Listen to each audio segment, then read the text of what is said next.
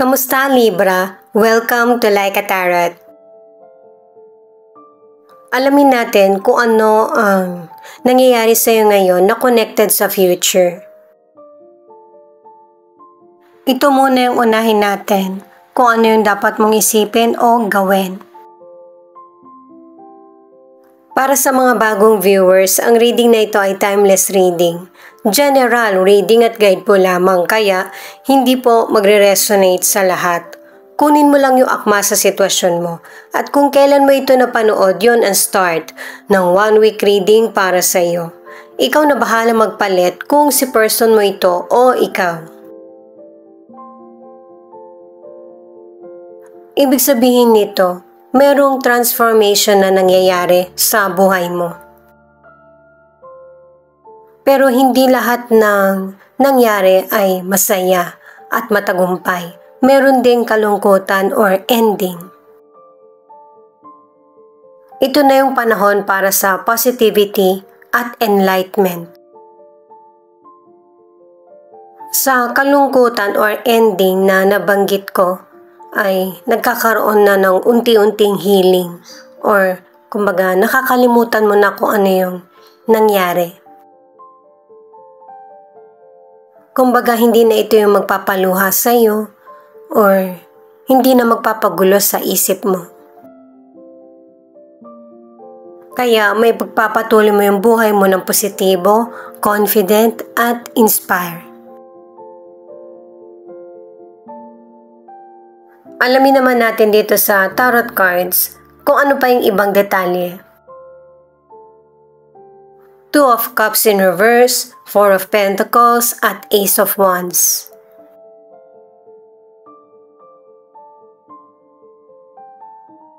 Ipinapakita sa cards na ito na hindi lahat ng nasasabi sa iyo ay kailangan umayon ka. Kasi ang nangyayari, nasasali ka sa situation or ikaw yung nagiging charge. Nakakaya mo naman panindigan yung mga inatang sa'yo o kaya yung mga nasabi mo. Kasi wise ka rin sa mga binibitawan mong salita. Kumbaga may laman. At may makatwiran na meaning. Sa career or negosyo, napakasipag mo. Alam mo yung ginagawa mo at saka maaasahan ka. At dahil sa pagiging professional mo, napapansin ito ng mga kasamahan mo sa trabaho, ang ilan sa inyo napopromote ka pa, or nalilipat ka sa ibang gawain kasi nakikita yung abilidad mo at kakayanan.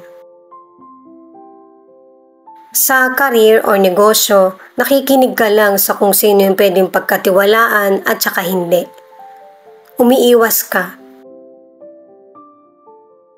Nakikisama ka dahil sa katrabaho mo or nasa trabaho kasi kayo. Pero pagkatapos nun, wala na. Sa mga single naman, ang ilan sa inyo, syempre gusto mong magkaroon ng love life. Kaya lang sa ngayon, hindi ito yung nagiging prioridad mo. Pero hindi hahayaan ng guide mo na maging malungkot yung buhay mo. Pwedeng ikaw yung magkagusto dun sa person or yung person ang magkakagusto sa iyo. Kung ikaw yung may gusto, dapat ikaw yung gumawa ng first move na maging close sa kanya. Hindi ka pa niya masyadong kilala kaya wag mong ipakitang relasyon agad ang pakay mo. Itong 9 of Pentacles ang nagsasabi na kung noon hirap kang makahanap ng trabaho o kaya hirap ka sa financial, hindi na sa panahon na ito. Yung krisis na dinaranas mo ay matatapos na. At saka wala namang limitasyon sa kung ano yung kakayanan mo. Ikaw lang yung nag-iisip nun. Marami kang pwedeng magawa. Yun bang hindi ka nilikha ng Diyos na may kakulangan? Ibinigay niya na sa'yo lahat. ng kakailanganin mo sa tatahakin mong landas. Sa mga nasa relationship naman, ang ilan sa inyo, pakinggan mo din kung ano yung sinasabi ng person mo sa iyo, sa kung ano yung ayaw niya sa relasyon at gusto.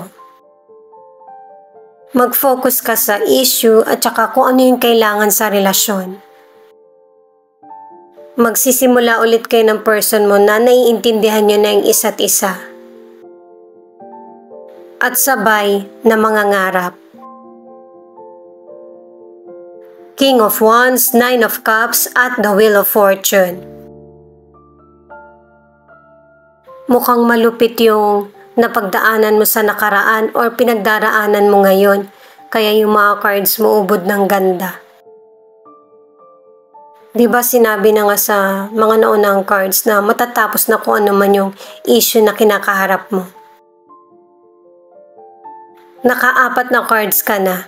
Iikot na yung gulong ng kapalaran mo sa mas positibo.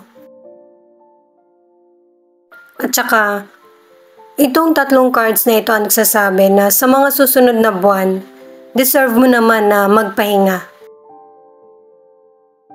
Magiging kontento ka sa mga naging resulta ng paghihirap mo sa trabaho o kaya sa negosyo. Para naman sa financial, yung talent mo or kaalaman, hindi mo inaakala na kikita ka rin pala. Ano man yung problema mo sa financial ay mareresolbahan mo na. Magiging maganda yung pasok ng financial sa career or negosyo. Pero may mga panahon na hindi maganda yung dating or daloy.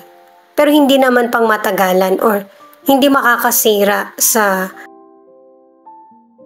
negosyo or trabaho mo.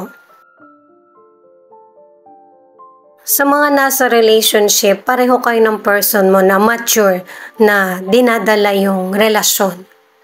Nire-resolbahan nyo agad yung problema o kaya ang ilan sa inyo pinapalipas nyo lang. Mas lalo pang mag-grow ang relasyon nyo ng person mo. Merong mga pagbabago, medyo hindi nyo makakasanayan ng person mo. Nandun yung adjustment kasi pareho na kayo nagmamature ng person mo eh. Marami nang nagbabago kahit sa physical or pag-uugali. Na pareho nyong kailangan pag-usapan para hindi na lumaki yung problema. At saka pareho naman kayo ng layunin ng person mo eh, sa buhay at saka kung ano yung nakikita nyo sa future na kayo yung magkasama. Ito yung additional card, Ten of Cups. Itong cards na ito nagsasabi na kaya masagana yung buhay mo o kaya nare-resolbahan agad yung problems mo kasi open ka sa nararamdaman or naiisip ng iba. Hindi lang yung sarili mo yung iniisip mo. At saka naka-4 na cards ka na sa contentment. Kung ano yung natatamo mo ngayon, sapat na sa iyo.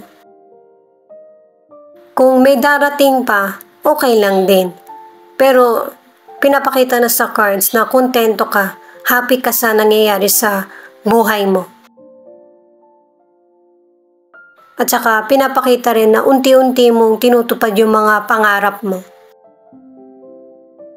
Ipaglalaban mo pa rin or magpapatuloy ka sa buhay na gusto mo or kailangan. At para sa ilang single, ang advice ng cards, tanggalin yung hiya para magkaroon ka ng mga bagong kakilala. Kung gusto mo ng kaibigan na kapareho mo ng nakahiligan, yun yung hanapin mo. Ito naman yung mga sinuunang letra. Ito yung rune na Isas. Kailangan ng patience sa pagtupad mo sa mga pangarap mo kasi magkakaroon ng delay. Pero hindi naman to pang matagalan. Itong perdon naman, kung ano man yung mga bagay na sinisikreto sa'yo or hindi mo natutuklasan sa sarili, ay malalaman mo na. At saka kahit dito sa bato na to, sinasabi rin yung patience at space sa mga gusto mong simulan or ipagpatuloy.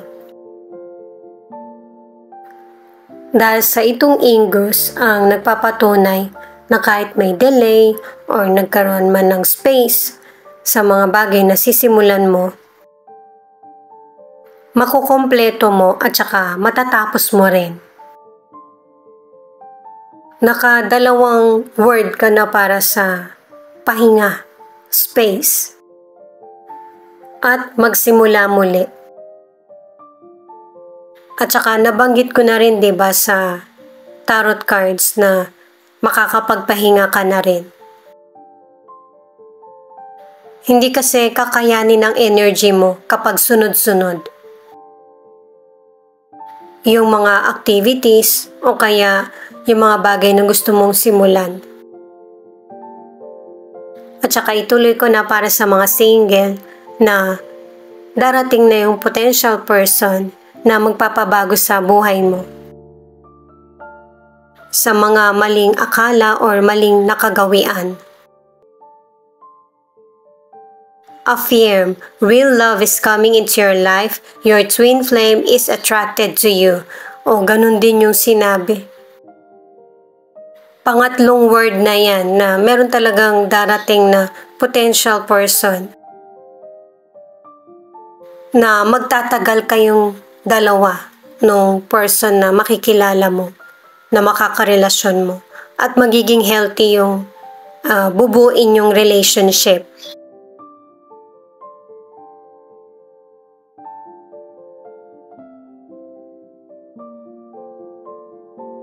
Ten of Pentacles, the Strength, at Eight of Wands.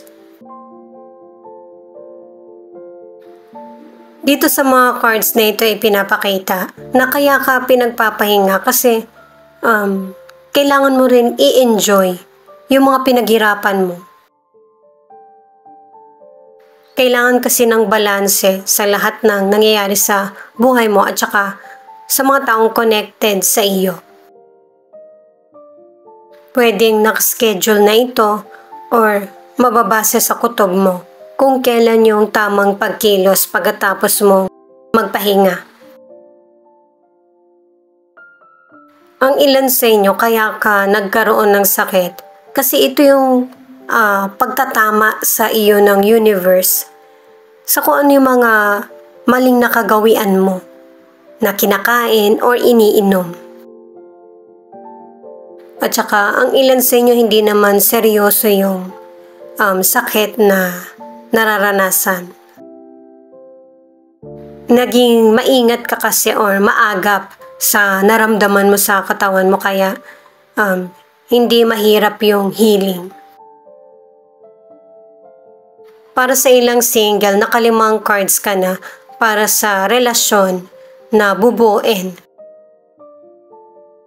At saka, ang ilan sa inyo, yung person na makikilala mo ay may kaya sa buhay.